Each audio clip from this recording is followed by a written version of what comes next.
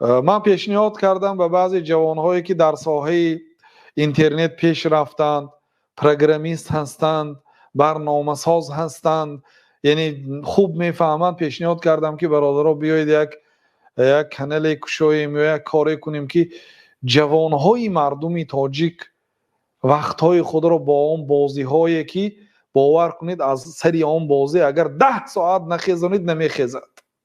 این شغلی جامعه میکند فردا این کودکا را.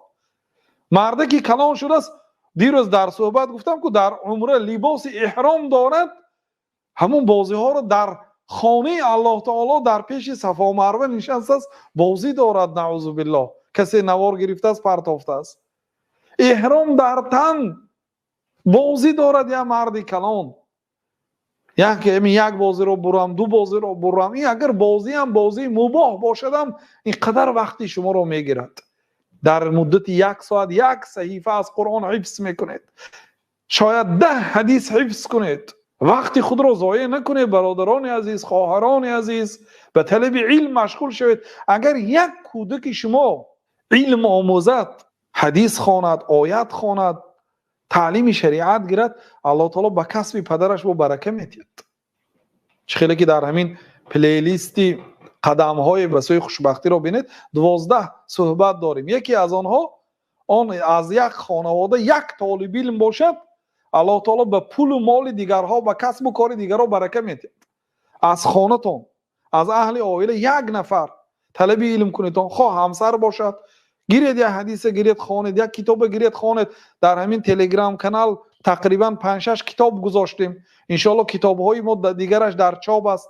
مقصد این که برای همین تربیه فرزندان، بعضی برادران می نویسند که برادر ما فرزندان ما تربیه شد دیگر نتوانستیم. واقعا مشکل است. امروز فرزندان گپی پدر و مادر گوش نمیکنن، تلفنش گیرید گویا جانش گرفتید، همین خیلی غلام تلفن شدن. کاش در آن کاری خیر کنن. بنابراین اگر پیشی راه اینو نگیریم، خیلی آینده این از این فرزندها آینده خیر نیست. فرزندی که 5 ساعت در اینترنت، 6 ساعت در اینترنت وقتی خود را ضایع میکند.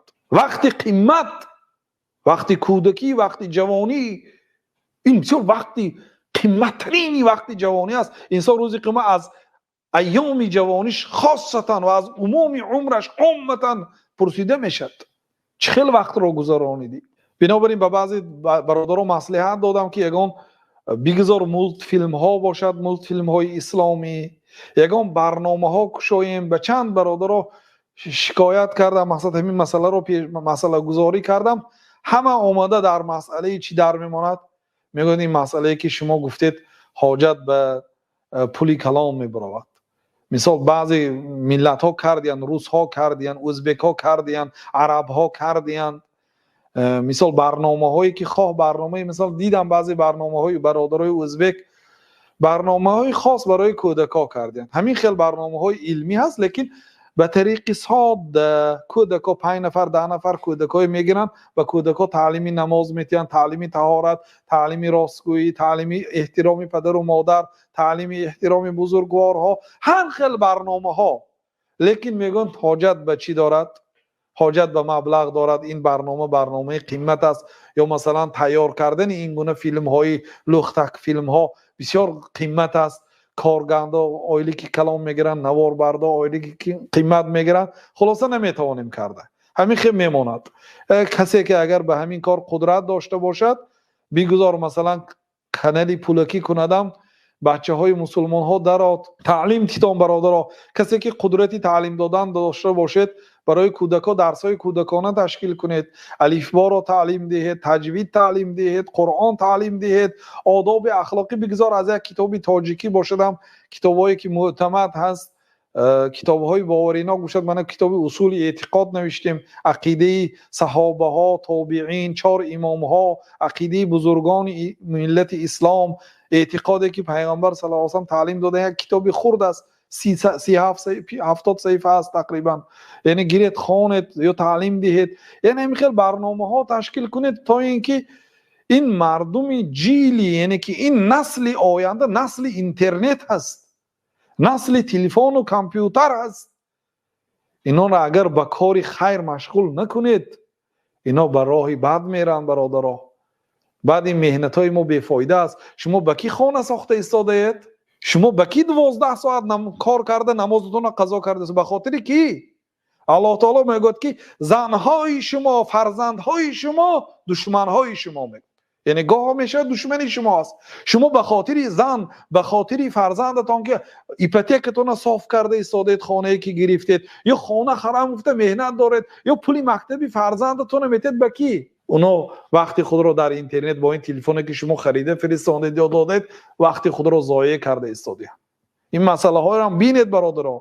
کسانی که در همین راه تربیت فرزندها میخواد سهم گذارد، مردمی ملت خود را در آینده ملت، این جوانها باید آدمای علمدار باشند.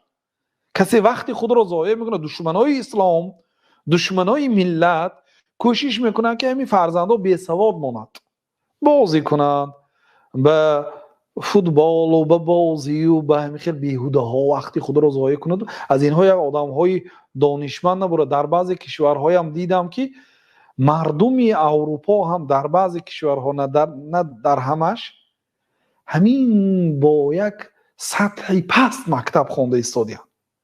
برای چی؟ برای آنکه یک آدمی که فراش است قریب 3000 یورو آیلگ میگیرد.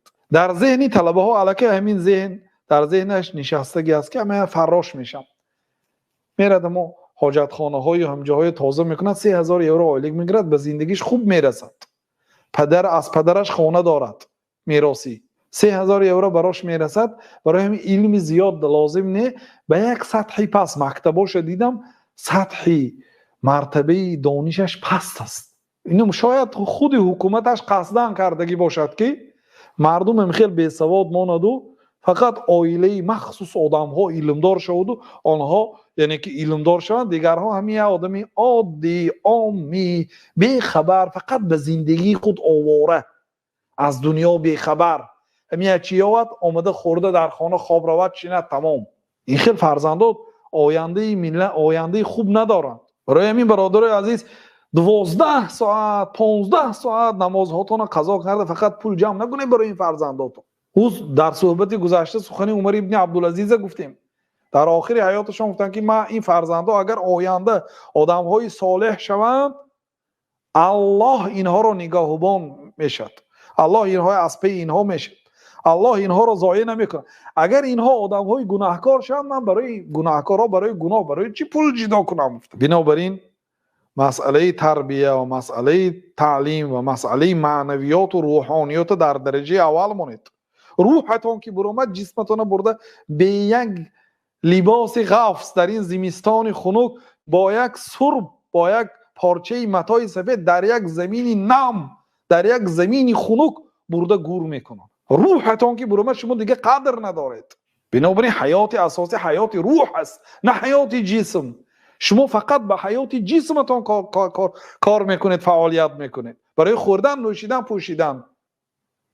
مقصد حیات این نیست. بنابراین برادرای عزیز، کسانی که در همین باره تربیه فرزندها یگان نقشه ها، لایحه ها، یگان پروژه ها دارد، پیشنهاد کنید همین یک جایه برای مردم چی کنید تا اینکه دسترس شود و مردم فرزندای مردم با همین اگرچه مثال 1000 کس اگرچه 100,000 کس باشدن بهره مند شود و فرزندها از راه بد برگردند.